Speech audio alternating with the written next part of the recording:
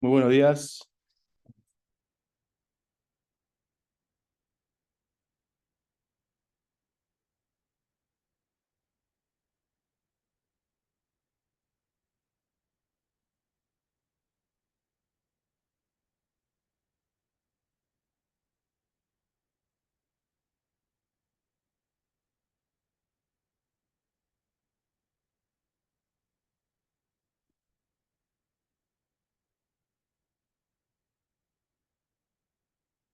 Hola, ¿se escucha bien ahí?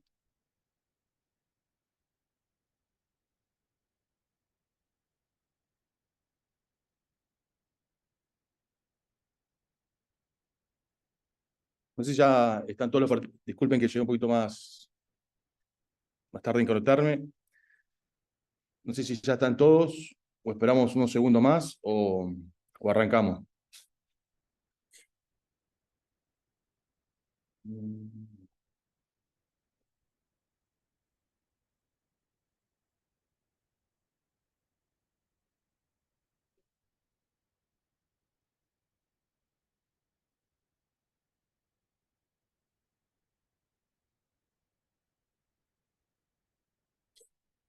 ¿Ustedes no tienen para hablar o de hacer diálogos solamente por mensaje?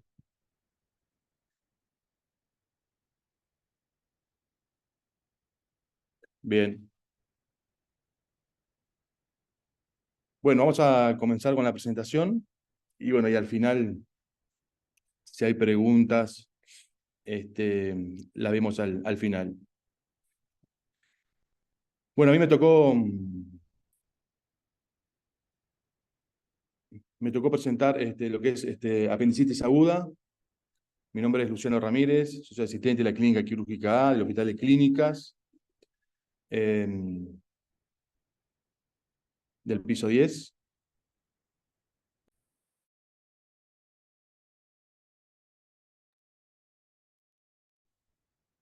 Bueno, cuando empezamos a hablar de apendicitis agudas, tenemos que referirnos a que es el cuadro clínico resultante de una inflamación aguda del apéndice secal, que es un cuadro quirúrgico de urgencia la más frecuente y que puede presentarse a lo largo de cualquier edad, a lo largo de toda la vida, y su incidencia máxima o su pico va entre los 10 y 30 años. Estas patologías predominan sobre el sexo masculino 2-1 sobre el sexo femenino. La apendicitis aguda es un proceso infeccioso bacteriano que lo que más está asociado es una obstrucción de la luz del apéndice. La causa de la obstrucción de la luz apendicular, que se pueden dividir en endoluminales, parietales y extraparietales, la más frecuente dentro de las endoluminales es el coprolito, que son las más frecuentes dentro del 35%. Otras causas pueden ser cuerpo extraño o parásitos. Dentro de la obstrucción parietales está la hiperplasia de los folículos linfoides, que es lo más frecuente, que son el 60%, y otra de las causas son los tumores de apéndice tipo carcinoides. Las extraparietales son más raras, pero pueden ser tumores o metástasis en órganos vecinos. Esta obstrucción genera una cavidad cerrada, lo que es el apéndice secal. Eso aumenta la secreción mucosa, generando una hipertensión endoluminal. Eso lleva a un compromiso linfático y venoso, y luego genera una isquemia, como vamos a ver después en la evolución de la anatomía patológica.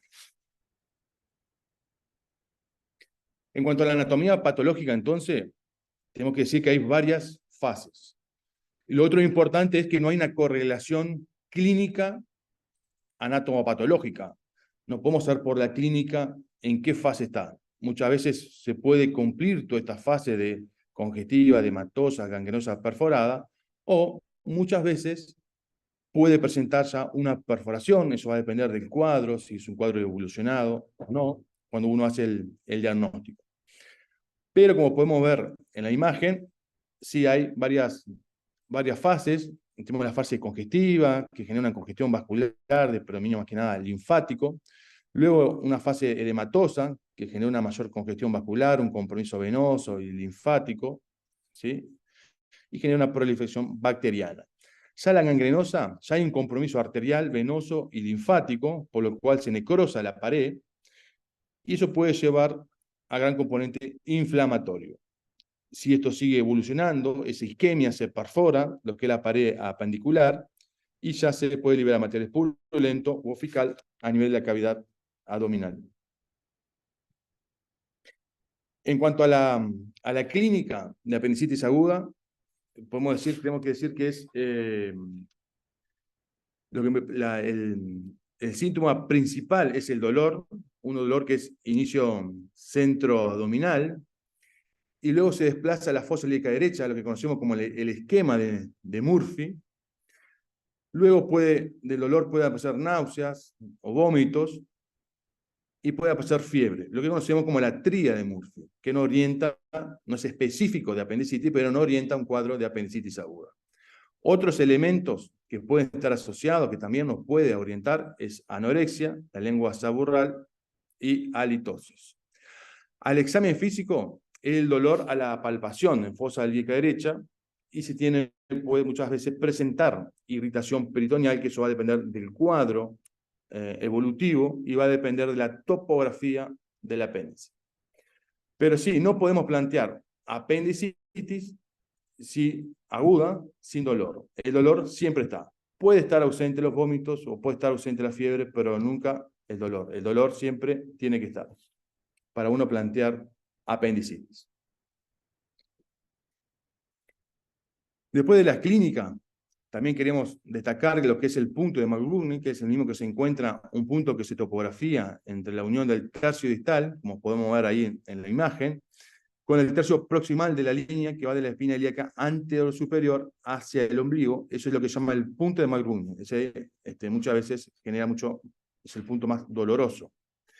Después el examen físico también el signo de Ronsin, que el signo de Ronsin es que es una compresión en flanco izquierdo, y eso genera un dolor en la fosa ilíaca derecha, como podemos ver en la imagen. El signo de Bloomberg es un signo que es dolor a la compresión y descompresión en la fosa ilíaca derecha, y eso va a generar una irritación peritoneal.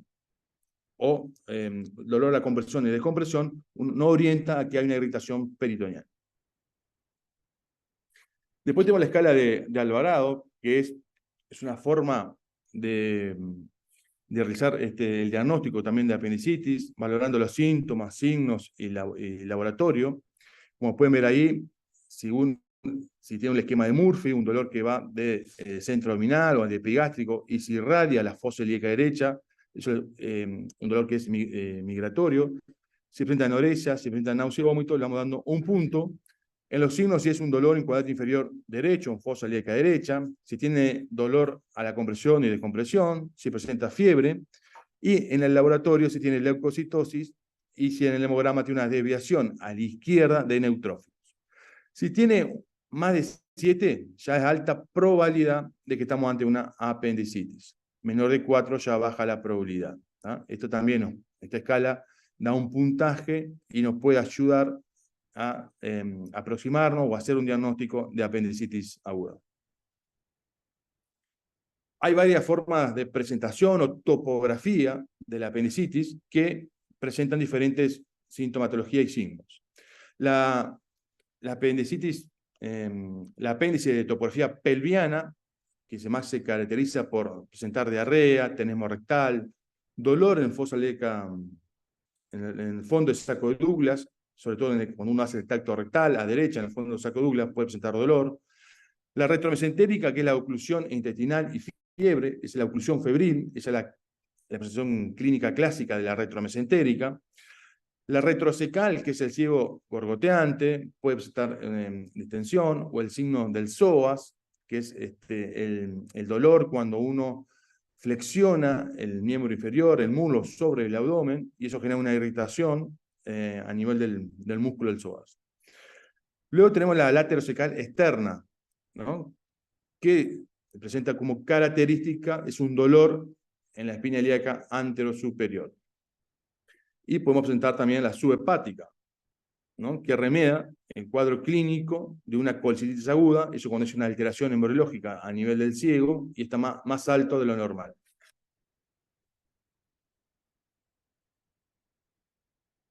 Bueno, a veces llegar al diagnóstico no es tan fácil porque tenemos que pensar en diagnósticos diferenciales, sobre todo los diagnósticos a nivel preoperatorio, otros son intraoperatorio, pero sí en el preoperatorio es fundamental plantear o pensar en diagnósticos diferenciales de este cuadro, como pueden ser las adenitis mesentéricas, que es una inflamación a nivel de los ganglios.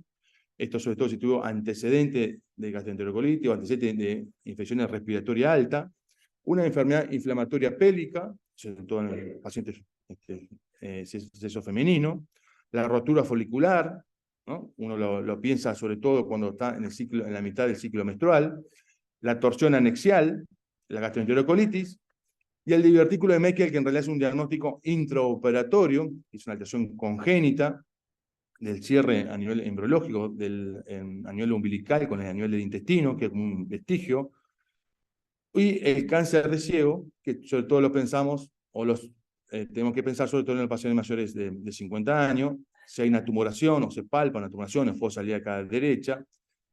No tenemos que olvidarnos también del cáncer de ciego y sobre todo preguntar también los antecedentes personales y familiares.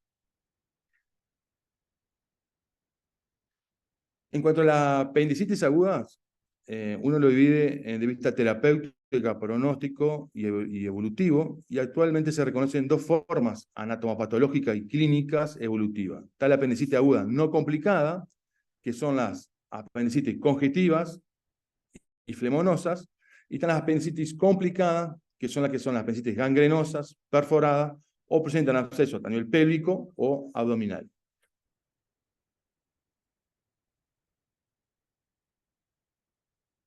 El diagnóstico de la apendicitis es clínico, ¿sí? Pero podemos presentar cuadros con complicaciones o dudas diagnósticas, sobre todo en la evaluación preoperatoria. De la paraclínica, vamos siempre a solicitar un hemograma, que puede presentar una leucocitosis que siempre es moderada. Si no presenta una leucocitosis, no nos descarta el diagnóstico de apendicitis aguda. Hay un porcentaje que no presentan leucocitosis. El examen de orina muestra elementos de irritación vesical, como hematuria y leucocitos, pero sin elementos de infecciones, o no presenta nitrito o esterasa leucocitarias. Si presentamos dudas diagnósticas, uno de los estudios que vamos a solicitar es la ecografía. La ecografía de abdomen tiene una sensibilidad del 70% y una especificidad que es mayor o cerca del 90%. ¿Qué vamos a ver? ¿Cuáles son los signos ecográficos que nos hacen sospechar una apendicitis? El apéndice aperistáltica, no compresible, con el reductor del ecógrafo, presenta una estructura, un diámetro transversal mayor de 6 milímetros. Se puede ver a veces, como se puede ver ahí en la flecha roja, o en la imagen a veces se puede ver lo que es el fecalito o el copralito. Es una imagen hiperecogénica de la grasa periapendicular. Hay una alteración de la grasa periapendicular. Otro de los estudios que podemos pedir es la tomografía. Lo que no dije, que la ecografía es técnico dependiente, eso va a depender del técnico, y a veces en la ecografía técnico dependiente, y en la ecografía va a estar limitada en pacientes que son obesos, o si presentan alguna hilio o distensión de asa delgadas, a veces nos pueden dificultar ver la apéndice secal.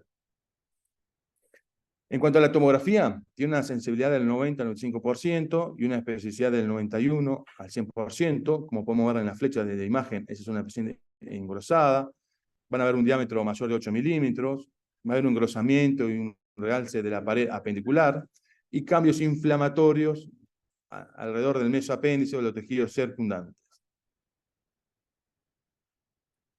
La resonancia uno lo plantea sobre todo por las ventajas de eliminar riesgos inherentes a las reacciones ionizantes, y eso es fundamental, un estudio que lo planteamos como primera opción cuando en mujeres embarazadas.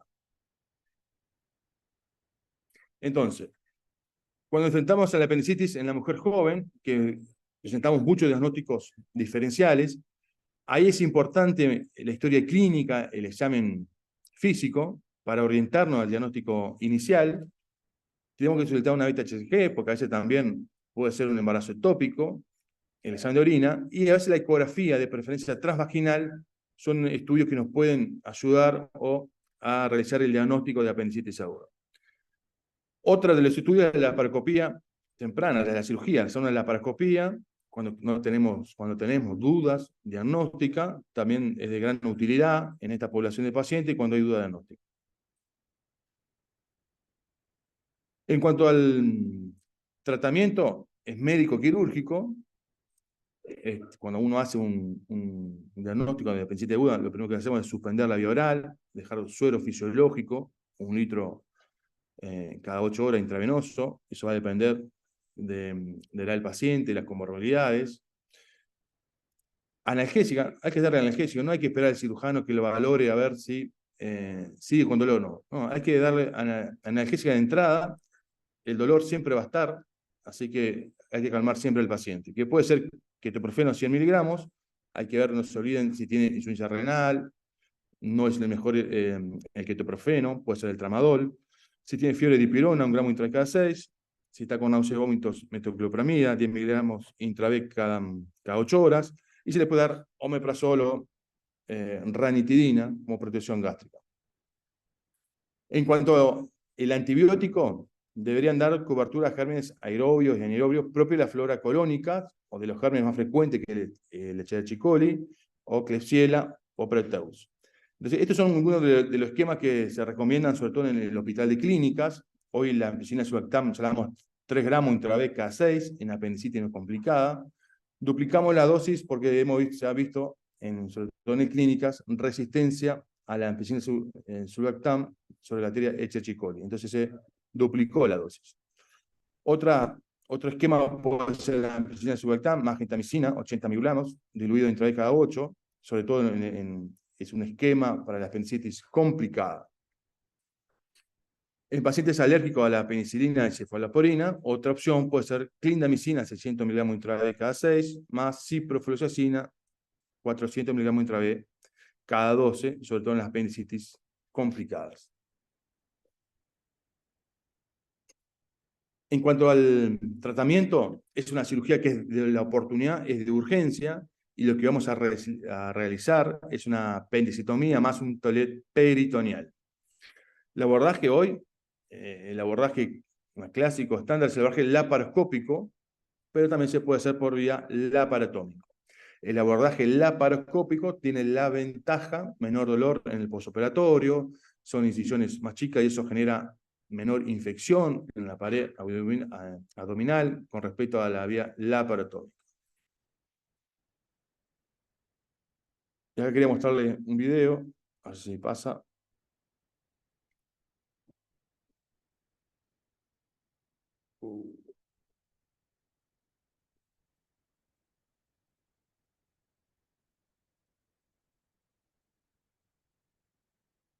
Bueno, disculpen, pero no me deja pasar el video. A ver. Bueno, está. Era un video sobre una cirugía, qué lástima. Pero bueno, en la cirugía lo que hacemos es, como pueden ver en el dibujo, es la doble ligadura en la base apendicular, la sección del meso apendicular y la sección de la arteria apendicular, y la extracción del apéndice. Cuando uno habla de tolet peritoneal a nivel laparoscópica es aspirado con un aspirador. Si hay pus, hay que aspirar, lavar y aspirar. Bueno, tenía un video para mostrarle una cirugía, pero bueno, yo que no sé si es... Bueno, en otro momento se lo muestro. Después, en cuanto a la complicación, podemos presentar lo que se llama un plastrón apendicular. Cuando hablamos de plastrón apendicular, que es una inflamación, sobre todo está en el centro del apéndice, y esto está rodeado por epiplón, por asas delgadas, por el ilion, como que esos organismos bloquean el foco infeccioso. Cuando uno habla de plastrón apendicular, y bueno, por lo general es una apendicitis evolucionada que me dio en el medio un tratamiento médico, un tratamiento antibiótico, perdón, Por lo general, lo más clásico es esos pacientes que consultan con dolor, lo interpretan como una infección urinaria, se le da antibióticos, van al domicilio y vuelven o reconsultan en la emergencia y lo que tenía y vuelven con un plastrón apendicular. Cuando uno habla, para hablar de plastrón apendicular, tenemos que por lo menos tener un tiempo de evolución de 10 días. ¿Cuál es el tratamiento? En la clínica, ¿cómo lo vamos a hacer diagnóstico? ¿Cómo lo vamos a dar cuenta? Y bueno, porque vamos a palpar en la fosa ilíaca derecha una palpación de una masa en fosa ilíaca derecha y de límites poco netos. En cuanto al tratamiento, es antibiótico, control evolutivo. Si evoluciona, bueno, o si evoluciona a un absceso de plastrón apendicular, ahí planteamos drenajes que pueden ser percutáneos bajo ecografía. No planteamos la cirugía de entrada porque hay un foco que está aplatronado, que está todo friable, y se puede a veces lesionar o romper órganos y empeorar el cuadro clínico. Otra de las complicaciones es el absceso apendicular. Es una colección limitada por órganos y estructuras vecinas, que la clínica es fiebre y una tumoración dolorosa en fosa ilíaca derecha. Y el tiempo de evolución es más corto. Uno lo plantea absceso apendicular en tiempo de 2 o 3 días. ¿tá? Y el tratamiento, acá es la cirugía, como hacemos siempre la apendicectomía laparoscópica. Por eso, acá revela la importancia de la valoración preoperatoria, o hacer un diagnóstico en el preoperatorio adecuado para ver en qué situación clínica nos encontramos o qué complicaciones estamos. ¿Cuáles son las complicaciones en el postoperatorio más frecuente? Es las infecciones. Eso es lo más frecuente. Puede ser infección en el sitio quirúrgico. Otra de las causas puede ser la fístula cecal, consecuencia de una falla de la ligadura del muñón apendicular. Más alejadas, las ventraciones y la oclusión por obrida, esto son cada vez más infrecuentes debido al abordaje laparoscópico.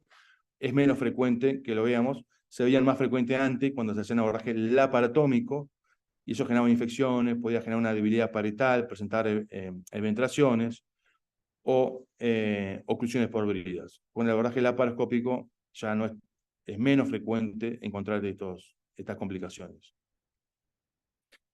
El pronóstico, la apendicitis no perforada tiene una mortalidad del 0,2%, mientras que la perforada puede llegar hasta un 3%. La edad avanzada eleva el riesgo de muerte, así como la presencia de enfermedades asociadas. La causa de muerte suele estar relacionada a las complicaciones de sepsis, que puede ser de origen abdominal, o una peritonitis persistente. Bueno, gracias.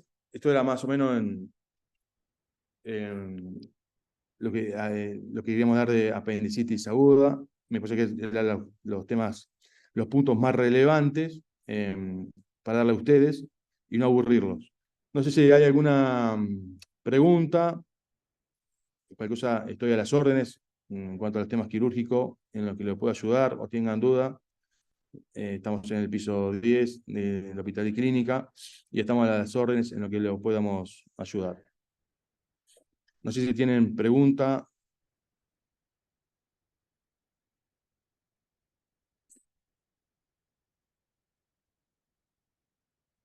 En cuanto, acá me preguntan, ¿cuándo se considera complicada? Bueno, por eso, uno cuando considera una apendicitis aguda complicada, por lo general, o lo podemos hacer con una imagen tomográfica en el preoperatorio, o lo vamos a ver en el intraoperatorio, ¿no? Ya una apendicitis, que ya tiene pus, ¿no? Que tiene un absceso apendicular, o una apéndice que ya es gangrenosa, que ya ha evolucionado las etapas evolutivas en la anatomía patológica, y ya hay una isquemia a nivel de la pared apendicular, ya la consideramos complicada. Las no complicadas son las apendicitis edematosas, congestivas, ¿sí? Y todas las demás ya las consideramos complicadas. En cuanto a la diferencia clínica de un plastrón y absceso, es lo que dijimos. Uno habla de plastrón, que es una complicación evolutiva del cuadro de apendicitis aguda, que el tiempo de evolución tiene que ser por lo menos 10 días de evolución y vamos a palpar una tumoración sobre la fosa ilíaca derecha. El absceso no va a dar más fiebre o es más infeccioso.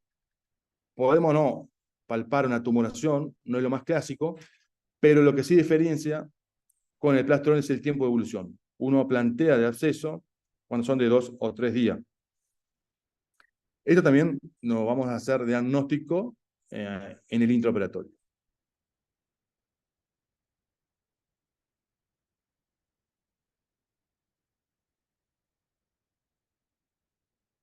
Bueno, no sé si... A ver si veo alguna pregunta más. No sé si hay alguna pregunta más.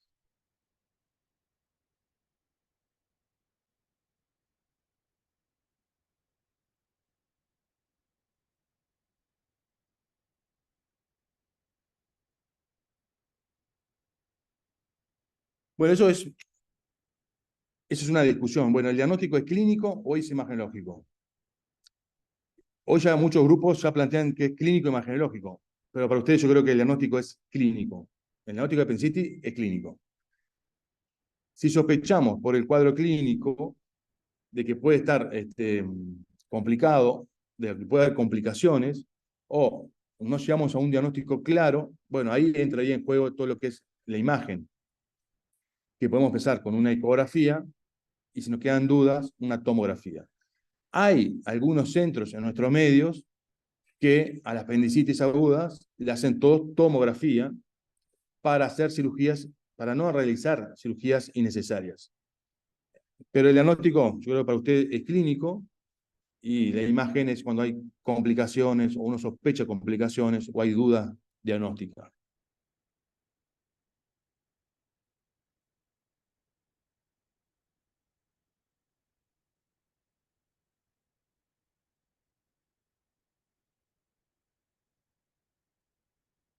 Cuando yo hablo de ampicilina de sulbactam, 3 gramos intravenous cada 6, 3 gramos es cada 6 horas. ¿Tá? Y eso vamos a, el antibiótico lo vamos a extender, puede ser por 3 o 4 días. Se ha dicho que más de 3 días en las apendicitis agudas no complicada no tiene ninguna ventaja continuar con antibiótico. El diagnóstico siempre es clínico y yo opero sin imagen. Y capaz que es un paciente, sexo masculino, que yo no tengo tantos diagnósticos diferenciales, que, porque lo que podemos plantear que es descartar si es una infección urinaria o una gastroenterocolitis. Si es un cuadro clínico muy característico de una apendicitis, capaz que lo puedo operar o lo operamos sin imagen. Un paciente joven, sin ninguna comorbilidad, lo podemos operar sin imagen. Ahora ya un paciente sexo femenino ya presenta muchos diagnósticos diferenciales y yo creo que es recomendable hacer una imagen previo a la cirugía.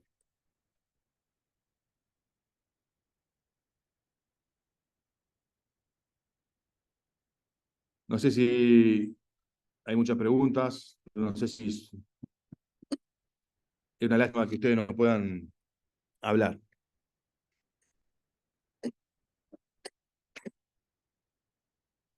Plastrón apendicular no sedado, antibiótico, control evolutivo. Plastrón apendicular absedado, lo recomendable es hacer un drenaje percutáneo más antibiótico y uno va teniendo el antibiótico según el cuadro evolutivo y cómo va evolucionando. Nos puede llevar capaz que 5 a 7 días en tratamiento con antibiótico. Sí, hoy en día el primer abordaje es laparoscópico. Ya tiene muchas ventajas en vista con el abordaje laparotómico.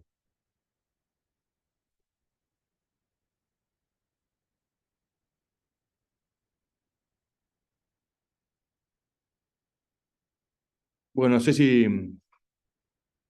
tienen más dudas, preguntas. Hay mucha más, pero bueno, no sé si hay alguna pregunta más. Si no, bueno, vamos dejando por acá. Bueno, cualquier cosa, estoy a las órdenes. Yo estoy en el piso 10. Ahí tienen mi contacto en la presentación. Para lo que necesiten, estoy y me avisan y estamos a las órdenes para evacuar cualquier duda. Bueno, muy bien, muchas gracias por escucharme y bueno, estamos a las órdenes.